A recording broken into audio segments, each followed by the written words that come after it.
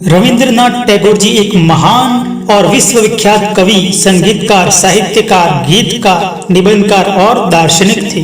रविंद्रनाथ टैगोर जी को गुरुदेव के नाम से भी जाना जाता है। इनको साहित्य के क्षेत्र में गीतांजलि के लिए नोबेल पुरस्कार से नवाजा जा चुका है। भारत का राष्ट्रगान जन गण मन और बांग्लादेश का राष्ट्रगान आमार सोनार बांग्ला रविंद्रनाथ टैगोर जी की रचनाओं की देन है। रविंद्रनाथ टैगोर जी अपने जीवन में 3 बार अल्बर्ट आइंस्टाइन जैसे महान वैज्ञानिक से मिले थे, जो रविंद्रनाथ टैगोर जी को रब्बी टैगोर के नाम से बुलाते थे। तो आइए इन महान कवि रविंद्रनाथ टैगोर जी के अनमोल विचारों के बारे में जानते हैं। तथ्य कई है पर सत्य एक है। प्रसन्न रहना बहुत सरल है, लेकिन सरल होना बहुत कठिन है। केवल खड़े होकर पानी को ताकते रहने से आप नदी को पार नहीं कर सकते हो। मित्रता की गहराई परिचय की लंबाई पर निर्भर नहीं करती। कुछ हमारा है, वो हम तक तभी पहुंचता है जब हम उसे ग्रहण करने की क्षमता विकसित करते हैं।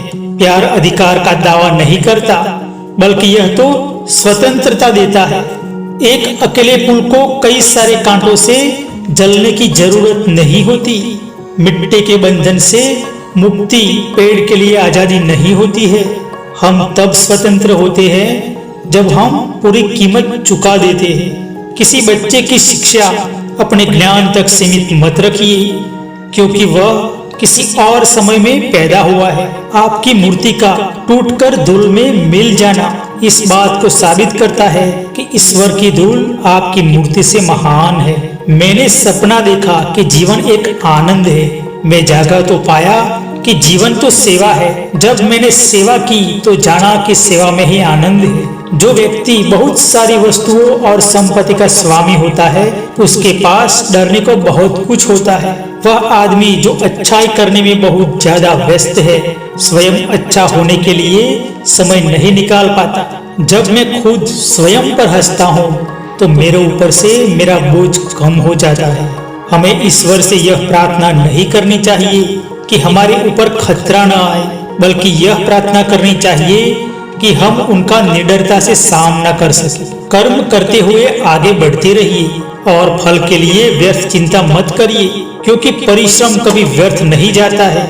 जिस तरह से घोंसला सोती हुई चिड़िया को आश्रय देता है, उसी तरह मौन तुम्हारी वाणी को आश्रय देता है। हर एक कठिनाई जिससे आप मुंह मोड़ लेते हैं, एक भूत बनकर वह आपकी नींद में बाधा डालेगी। एक इंसान का जीवन उस महानदी की तरह होता है जो अपने बहाव से नवीन दिशाओं में भी अपना राह बना लेता है। यदि आप इसलिए रोते हैं कि कोई सूरज आपके जीवन से बाहर चला गया है, तो आपके आंसू आपको सितारों को भी देखने से रोकेंगे।